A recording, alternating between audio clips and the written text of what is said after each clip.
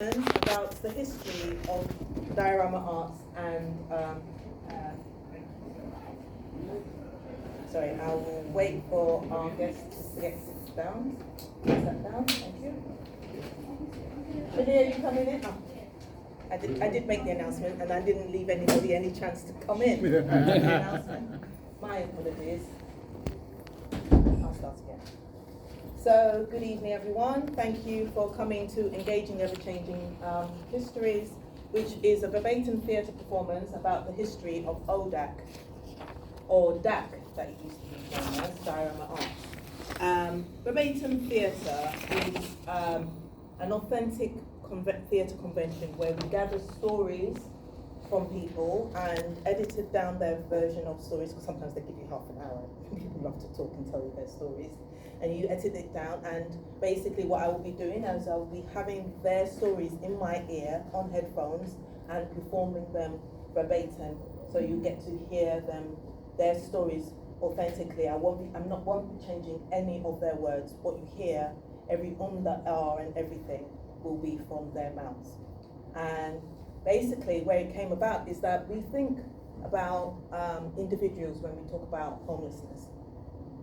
But what does it mean when an organisation is homeless, and how does that impact on the community that it was serving, and what were the challenges that happened during that journey? That's how this all came about, and I really hope that this evening enlightens you and you get to be entertained. So. With my cue people. No, we stay lights on for now. Thank you so much. This is me putting in my headphones.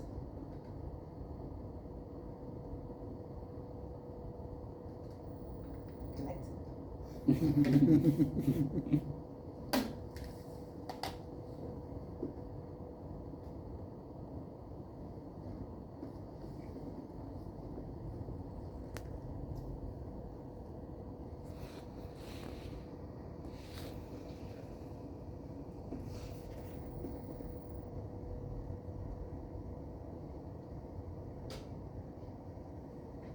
So I first came across the diorama. It wasn't called the diorama when I first came across it. It was just a part of Crown's property. When an organisation I started called Play Space became homeless, we had office space and rooms we were using in the central office of London Poly. We knew we had to get out. Stop, rewind. I apologize, everyone. I will stop and I will rewind. I didn't center myself, so here I am centering myself, and I apologize to all of you.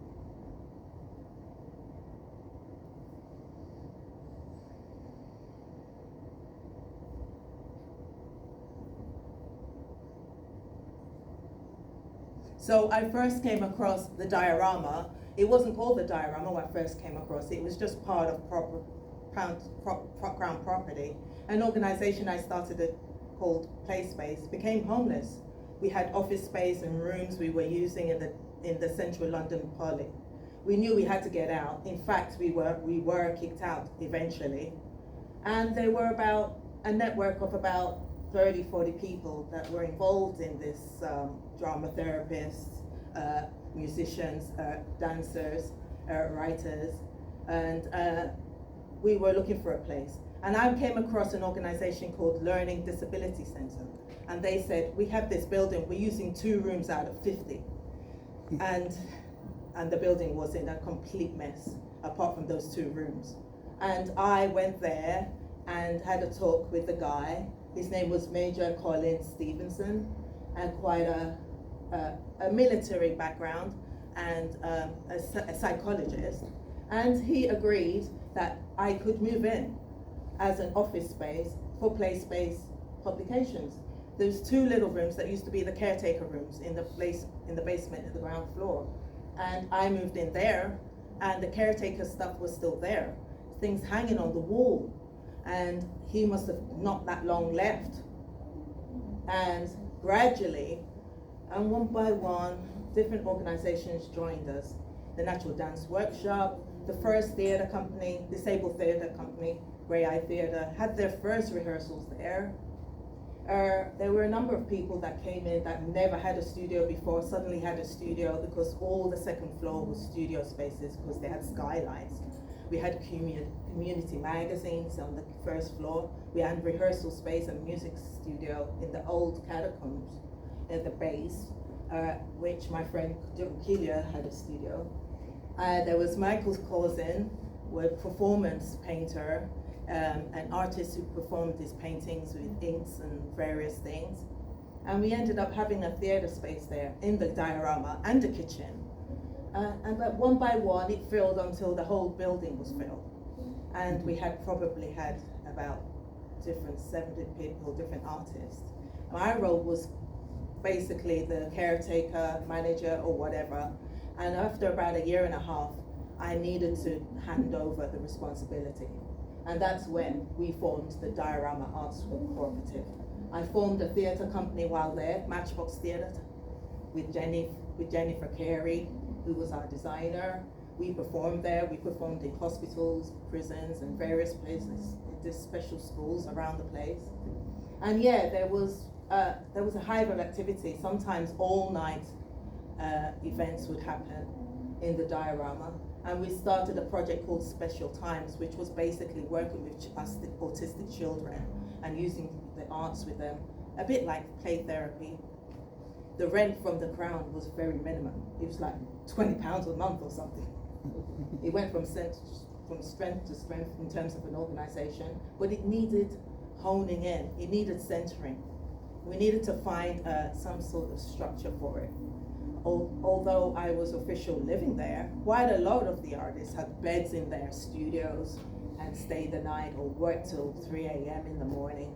I would always going around, sometimes with a baby attached to my chest, and checking who's there. And quite a number of those people, I was the only official resident there.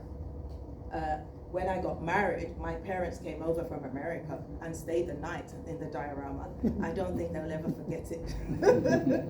But yeah, once we formed the cooperative, I felt I could take a back seat and allow other people to take responsibility, take leadership. After I left in 1981, my son was a year old when we left. I had to come back and every few months to appear in court and to say, yes, I'm still living at the diorama on the top floor, because they couldn't kick us out then, because I had a family there. So I protected the building until eventually they got rehoused into Osnabrück Street. And that was probably one of the last events that I did, apart from performing in a play there called The Ugly One, which was based on a story of the ugly duckling, but put it into human form, who got kicked out of his village and was homeless basically. And we performed that to all sorts of schools, and we performed it there and invited schools in as well. And in the performance, you get to a certain point and the audience would have to vote to decide the destiny of the ugly one, whether he was going to be accepted into this new village or he had to move on.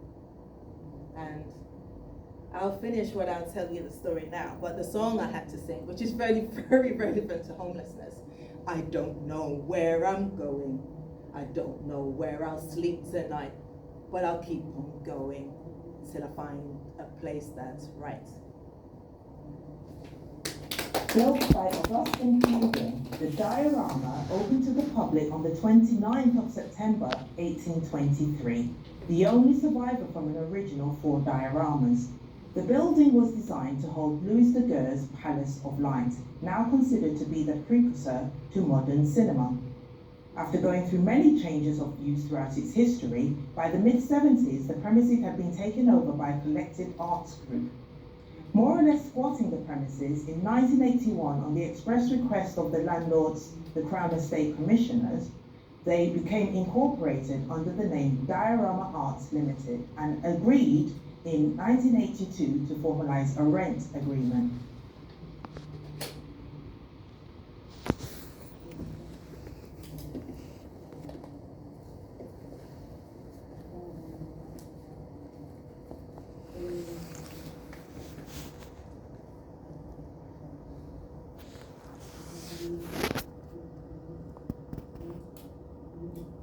my time at the diorama,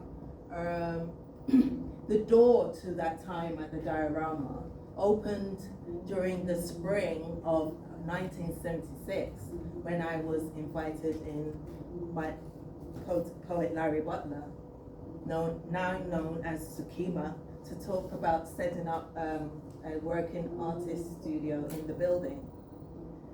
Sukima had been appointed as resident building warden in 1975, and he had established a working space. I was offered an arrangement where, in exchange for working with children at the Learning Disability Center and providing artist support there, that I would be able to take on a very low rent studio space.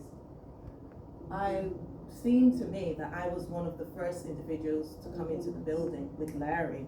I chose a space on the ground floor of the building and began to bring in an extensive collection of music instruments that I used in my work with contemporary dance. My growing archive of tapes and recording equipment followed that. So now it was a complete music studio for private use.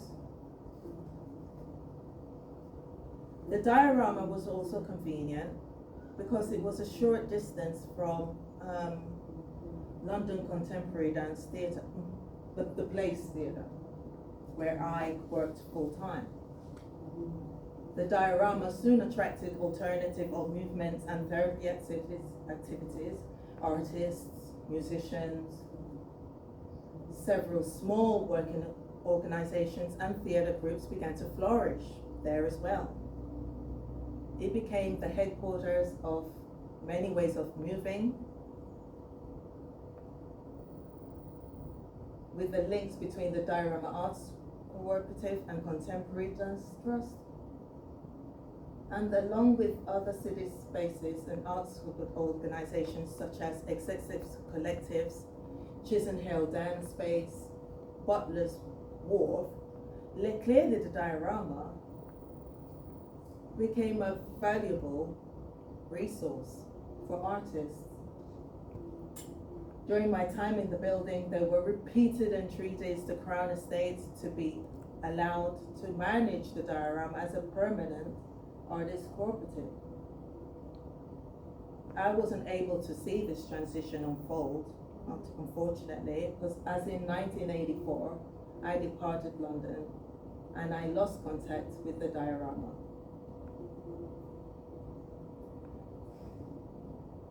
Although I've been deeply involved writing and performing music for contemporary dance and had some major support from the Arts Council, my studio at the diorama seemed to be the point that brought people together to create, exchange ideas, to flourish in unpredictable ways.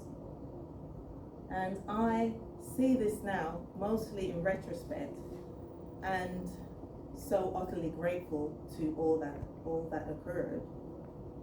The diorama had provided us with a space where extraordinary artistic relationships and events were seeded. Despite them becoming incorporated, by 1983, attempts were made to order that the area be redeveloped into offices and parking spaces by Greycoats Estates on behalf of the Crown.